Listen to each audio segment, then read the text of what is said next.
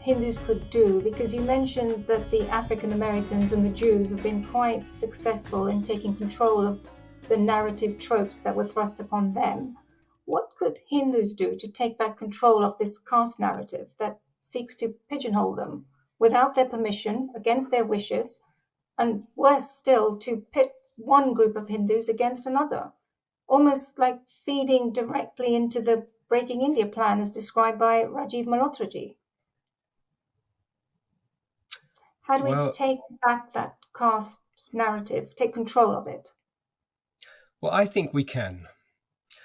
One of the most encouraging developments is that we now have two generations of Indian origin citizens, both in India and globally, who have mastered the English language to such a degree that they can articulate to the colonizer nations exactly what it is they have done and push them back a little bit to give us civilizational elbow room. So that's a very positive, our own civilizational elbow room to do this. I think we need to turn to our own brothers and sisters, our own family members, all of whom have been victims of this externally imposed feud. And it's the classic Shakespearean sort of drama, isn't it? There was Othello with Iago, who was in the middle of the family plotting to wreak havoc and create friction. In a more contemporary setting, we had Grima Wormtongue in Lord of the Rings for the younger people. This is a classic role of the person whose job is to wreak havoc through divide and rule. And so once we have ejected representatives of those mischievous traditions, once we have confined them in their own intellectual criminal tribes type encampments, then we turn to our own family members and face the trauma of what it is that is left. There is a huge amount of trauma on all sides, and this is going to be a difficult task. But I think we can do this. And once we have done that and family wounds start to heal, then I think we can collectively turn to the outside world and then face those who have done this and hold them to account. And the formula that I would use, and I insist on this whenever I'm speaking in situations where justice is being considered, is that first there must be recognition. The perpetrators must recognize what it was that they did. Then there must be an expression of remorse. After remorse, there must be some sort of an act, whether it's moral or whether it's in terms of whatever the value is that was acquired through violence, of restitution or reparation. That has to be done. And then we have reconciliation. What is not acceptable is to leap from recognition right the way through to what would seem to be reconciliation, because that's not authentic and it's not genuine. That is the scoundrel's approach. That, okay, right, we got it wrong. Our ancestors have built a world which is still benefiting us, but let's forget all of that and look forward to the future. That's a disingenuous, dishonest position. And that, I think, will be available to us once we ourselves have healed. And I see signs of this healing in many, many places. It's happening, it's occurring. Is there a role for the state structure to play in India to play here? Because it seems like they've continued the same old colonial tactics to divide and rule, except now it's used for vote bank politics. Deepika ji, do you have any contemporary study on this? The only thing I would say is that words have power, and I think one of the ways that we start doing this is by stop using the word that was foisted upon us. So we have to stop talking about caste during elections. If you want to talk about a social stratification and social identification that are indigenous, jati is your word. Please use jati. There is no parallel in the English language. Use jati instead. That would be a beginning. What a wonderful and simple starting point. And yet, as Deepika ji has said, words have power, and it's so powerful. I see a solution to this. I wanted to have an idea in my mind. What would a solution look like? And how would it then be described? And the phrase that keeps springing to my mind is that we have to dissolve caste consciousness. And I speak of caste consciousness, not jati consciousness. I'm perfectly comfortable with the idea of anybody in any jati being absolutely proud of what their ancestors have done, proud of the knowledge that they have preserved over millennia. There is no harm in pride and in diversity. These are the building blocks of our traditions. It's only harmful when the concept of a hierarchy, or indeed when the concept of prejudice based on hierarchy Of creeps in. And we do not or have rather that a in our fixed DNA. hierarchy, because I think hierarchy is as I mentioned before, a perfectly equal society has been impossible, even though people have tried to engineer it by murdering millions in our very recent human history. Hierarchy in human societies will occur, no matter however small, homogeneous, wealthy they are, like say the Scandinavian countries, they will still have a degree of hierarchy. That's human nature. Fixed hierarchy is something that has not been the case in India, and we should not try to impose that as a reality on India. That is a shame, and it is an injustice upon us. As an example, you would be referring to things like the European royal families, fixed hierarchy. Yes, the European feudal system has a fixed hierarchy. There's also, and in terms of social hierarchies, of course, there are many parallels across the world. People say, oh, this parallels the Indian caste system, again, based on an erroneous idea of Indian caste system. Is the Confucian order of scholar, warrior, farmer, trader, which is found in many Confucian societies, including in Korea, China before the revolution, etc., etc. But these are not caste systems. These are Varnik orders. In fact, these are Varnik orders. Calling them a caste system is a travesty. It's pushing a wrong on another wrong. If I can just pick that point up, I'm often reminded that Brahmins are at the top of this caste hierarchy.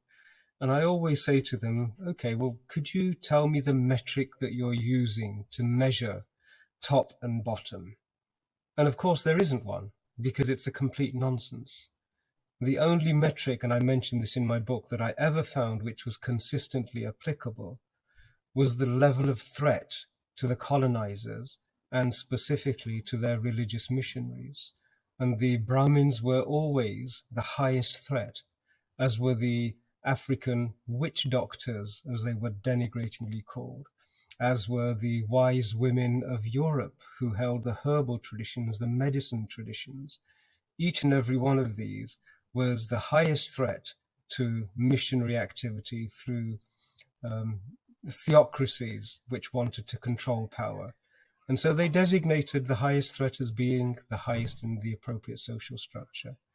If you want a more contemporary example, it's worth studying what was done in Rwanda when the Roman Catholic Church did exactly what they have done to really apply a divide and rule strategy. And it was 800,000 deaths later that the Rwandans then slowly paused and reflected on what had been done. And the Roman Catholic Church issued an apology for its role in the Rwanda genocide. They have yet to admit their role in multiple genocides, but the toolkit is exactly the same. The policy is exactly the same. The British mastered it, as in their own records we see this, and this is why they are known internationally for their divide and rule policies. That's a great parallel you just described, between the Brahmins and the African witch doctors being at the top because they're top of being the highest threat to the colonizers. Yeah, and it was a ready-made trope, wasn't it? You had these terrible women all across Europe who, remember, were responsible for original sin, which makes them all criminal at birth, a familiar sort of refrain. And what did you do? Designate them as witches. When you came across the same traditions of knowledge in the African areas, well, you called them witch doctors. You just transposed that same trope with all of its negative hatred. And that brand becomes a portable brand and applied it to the African knowledge traditions. And so, yes, the priests, the Bharatiya Brahmins and the educators, they were a logical next step in this march of madness. And that's why they're being so vilified and attacked today. Well, it's that famous statement, isn't it? When the slave whips themselves, then the master's work is done. And what we sadly have is a whole civilization. Bharat is still replete with people who are engaged in doing the master's bidding, even though they don't know that that's what they're doing. And so, like I said, once we have the space to deal with this, we will then turn to our own brethren and heal these wounds and embrace each other, support each other, and then look outwards and rebuild Bharat in the manner in which our ancestral arc and the direction in which our ancestral civilizational arc was taking us. That's great. Such a positive way to end the discussion. Deepika ji, do you have any final closing thoughts before we No, conclude? I agree with Panditji that let India run itself would be a great way to. Indians are capable of doing it. They've done it for thousands of years. And I just wanted to add that also destroying the Brahmin, because so much of knowledge was not written down. You cut off a Brahmin's head, you can cut off the entire knowledge of a civilization, which has happened a couple of times in India. So that is why the Brahmin heads are important. And the vilification of Brahmins has been such a trope of trying to conquer India, which has been a constant sort of idea for the rest of the world for a very long time. Yeah, so I think sounds like we should get back to Jati and Varna and dissolve caste consciousness, as you said, Panditji. Navitaji, we have no choice. Varna is a darshan. If you look at any family, you will find that there are people who are intellectual, there are people who are courageous, you'll find that there are people who are naturally wanting to do business. You know, you get a 12-year-old who buys a packet of Mars bars from the local cash and carry store and then sells them in his school to his friends. You know, they're completely different archetypes, and they are natural because each of those functions is vital for any society to function. We cannot get away from Varna because it's part of who we are as beings, as a species.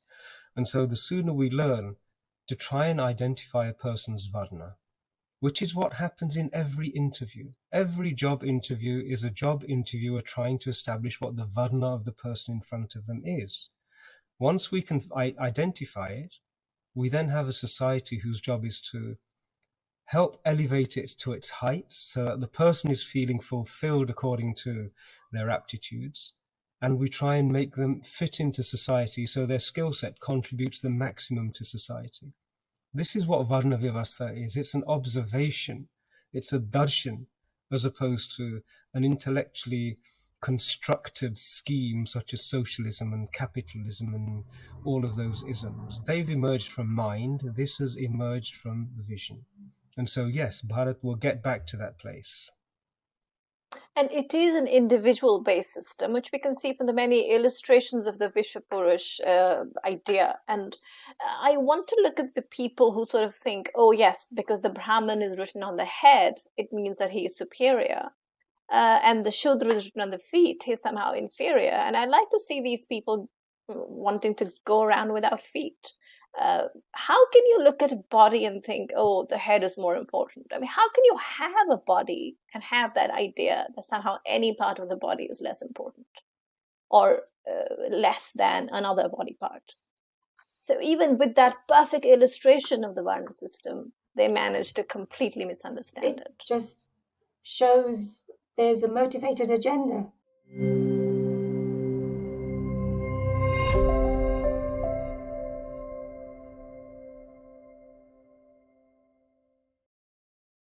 Please remember to subscribe to us and switch on the notifications for this channel. For our other social media links, more content, and to support our work, please visit citti.net.